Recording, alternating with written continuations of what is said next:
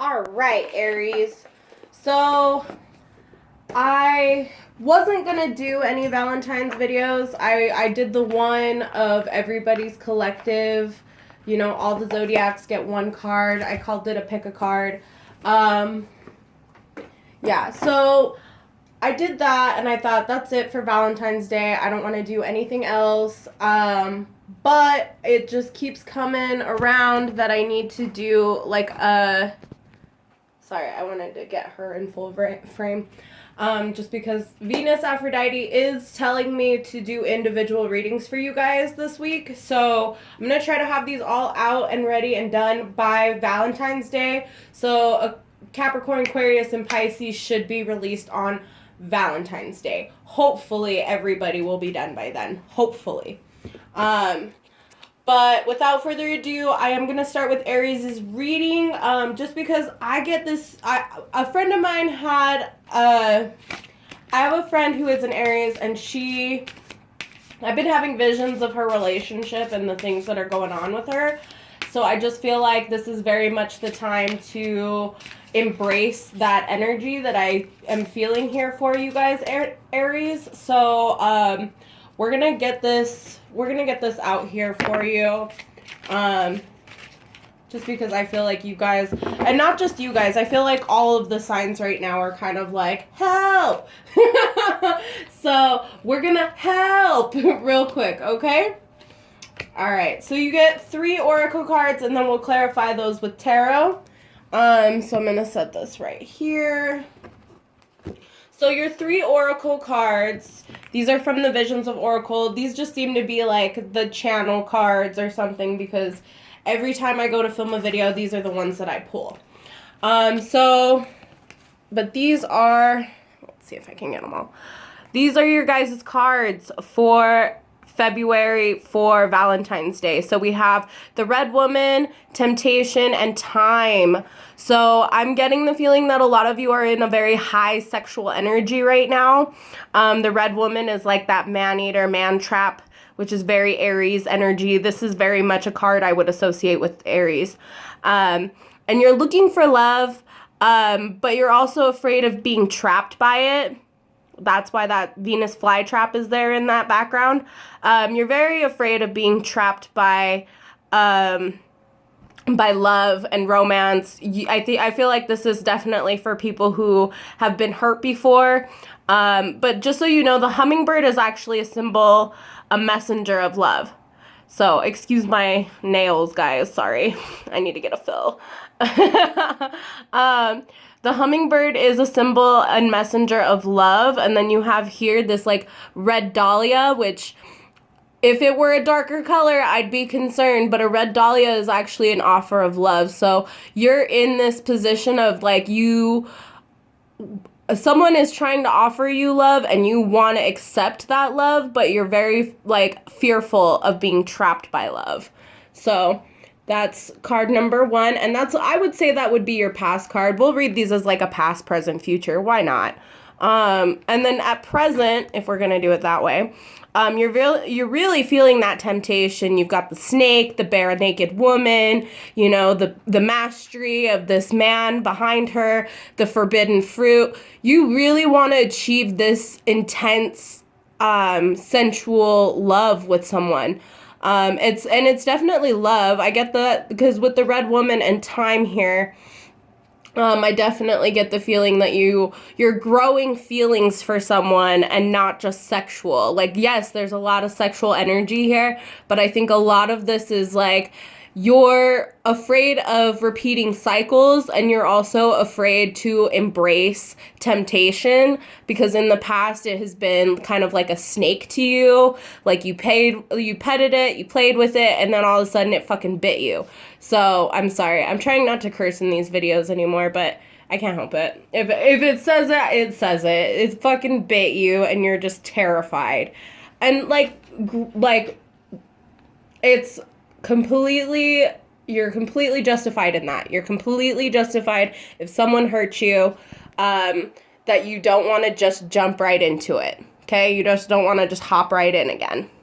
And then here we have the Time card. So this is the golden woman dressed in, I feel like this is you in your most luxurious. Some of you may even have like red hair, just because that's really standing out to me here. But those of you who are redheads or dealing with a redhead, or I don't know, this very vibrant fire energy. There's definitely a lot of red in this, especially for Aries. So I would definitely say that you are passionate in mind. That's why I'm seeing this like red hair, red energy. Like you very much are of your head. You're in your head about something, about passion. Like you're in your head, you're very passionate. Like, of your mind, you are very passionate for this person, but just like this card says, you need to give it some time. I would just give it a little time. See how this progresses. See how the sands fall, because it looks like the more time you give it, the more it's going to spill over. And I don't feel like that's a bad thing. I feel like for you, Aries, because you guys are very underindulgent. I know a lot of people think that you're overindulgent, but I think you actually underindulge because you know you can be so passionate, and you know that when you do indulge, it's excessive. It's too much. It's too much for you. So yeah. Let's clarify these with some tarot. Let's see. Can we get messages for Aries? Messages for Aries. Ooh, the moon card popped out. Messages for Aries, please. And I don't use these cards often. I was actually planning on giving these to a friend, but I thought I would kind of exercise them before I give them away. I think I know exactly who needs these, though. Okay. Let's see how many we have here. There's quite a few of these fell out. So we have 2, 4, 6. Okay, that's a lot of cards. All right, we'll see what goes down here. So the first card that fell out is going to be the moon. So I feel like a lot of you are keeping secrets from yourself. I feel like you're keeping secrets in general. I want to say that they're just from yourself, but I can see that these are very much like, these are deep-rooted secrets. Like you have these little flying fish in the water here, which means like some of you may be dealing with Pisces energy. This is very much the Pisces card. So some of you in the past were dealing with secrets about a Pisces, or Pisces keeping secrets, or just feeling like there was more going on emotionally than what was being said. So, and I feel like this is where you start to kind of feed two wolves here, Aries, is like, you know, that saying is like, whichever wolf wins is the one you feed. And I feel like for a long time you fed this one, this like negative, secretive energy. And now you're exposing that as truth. And so now you're moving forward and you're starting to feed this wolf, which would be yourself. So I feel like in the past, you really like gave someone all your emotions. You really thought that this person would help you fly, that you guys could really grow in depth. We've got mountains here. So some of you may be living where there's mountains, or you feel like a whole situation was a mountain. But I want you to also understand that looking at this card, I can already tell that this is something that you've overcame.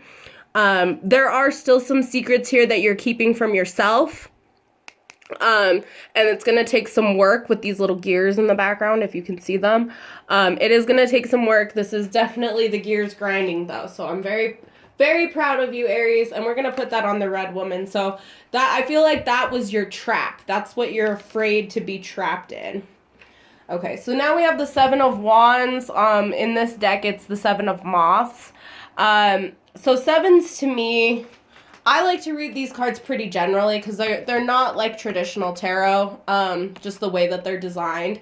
So sevens to me are like blessings, and I feel like in the reverse, this is like withholding, like you're withholding yourself from your blessings.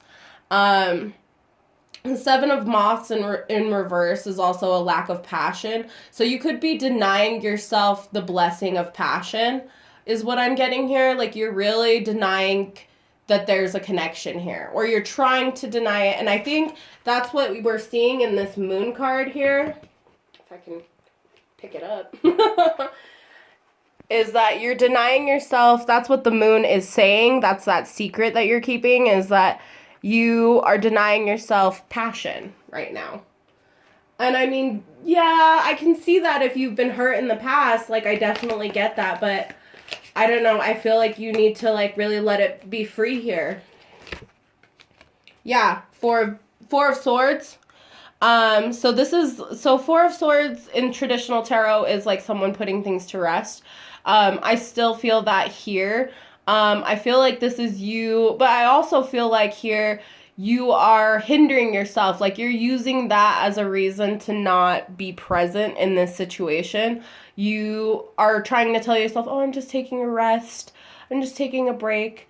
And I feel like the longer you wait, the more you give yourself a break, the more you rest, the less good fortune that will be coming your way. I feel like you're really blocking yourself here by doing that. And we're going to put this on the Temptation card. Let's see, what's the next one? So far you're keeping the secret to yourself that you don't feel passionate. You feel dispassionate by this whole scenario, this whole situation. Like, you want to feel passion, you want to offer love, you want to accept love into your life, but you're allowing this past scenario to block you. And then we have Five of Beetles, which in this deck would be like Five of Pentacles in the reverse. So this also could have a lot to do with your money situation. Maybe you don't feel financially stable enough to take on a relationship. That's why this whole situation seems very tempting to you. But at the same time, you're like, you know what? I need to focus on my money. I need to focus on me, blah, blah, blah.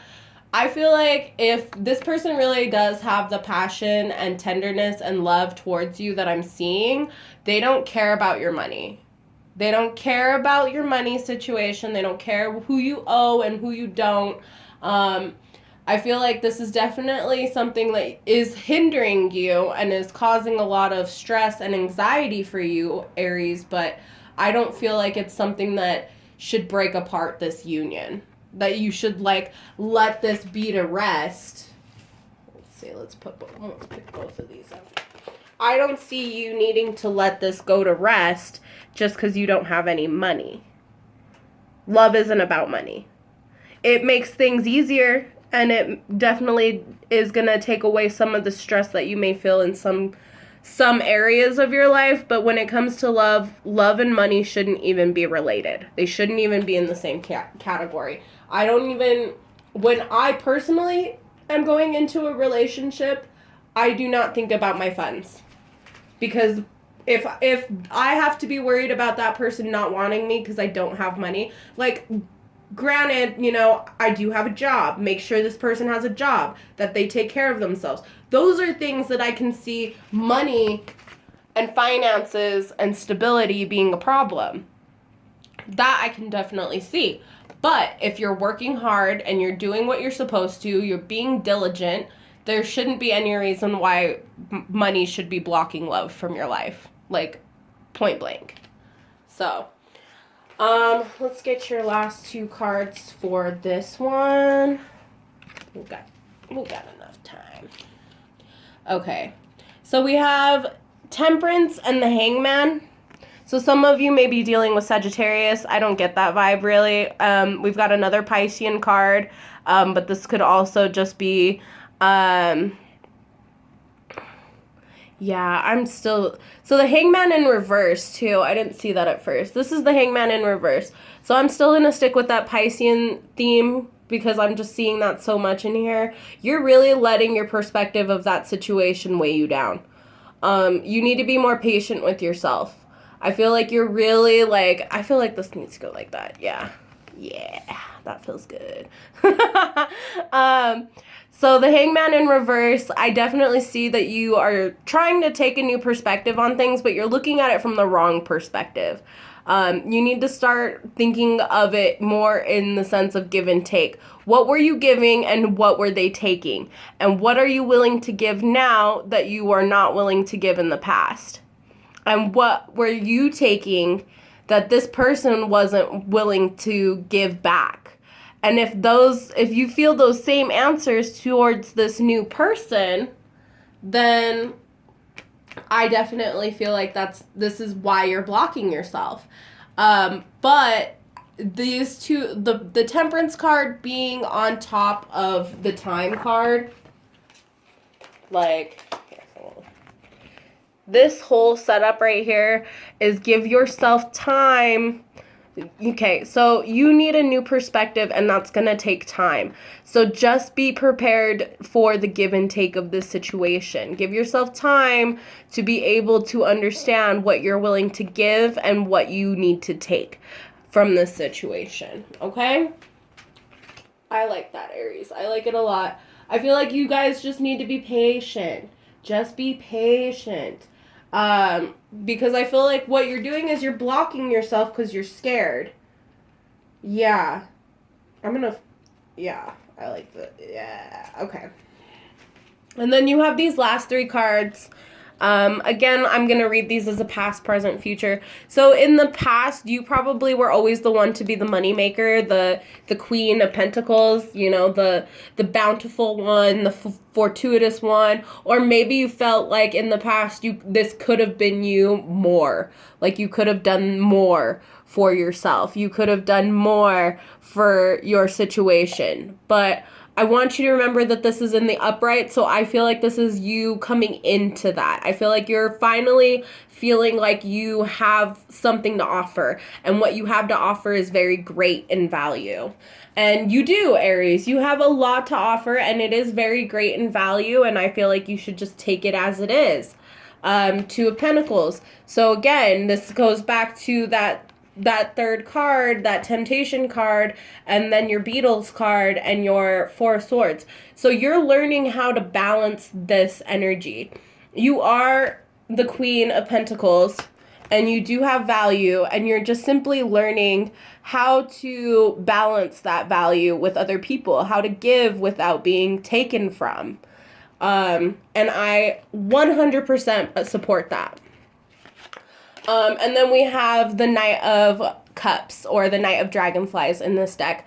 And this is very much just like someone is coming to offer you love. This is like a knight in shining armor. You could still be dealing with a water sign here, and I feel like that's where some of your blocks are coming to, is you're afraid of water signs. But Aries, this is your reading. So Cancer, Scorpio, Pisces. I know we saw Pisces earlier, but I feel like this might be like Cancer, Scorpio energy. That person doesn't have to be of these signs for it to be your person. However, this person reminds you of past love that you felt in before, and it scares you, and you're afraid, and you just don't want your cup to runneth over. And I think you're gonna do just fine, Aries. I really do. Bottom of the deck.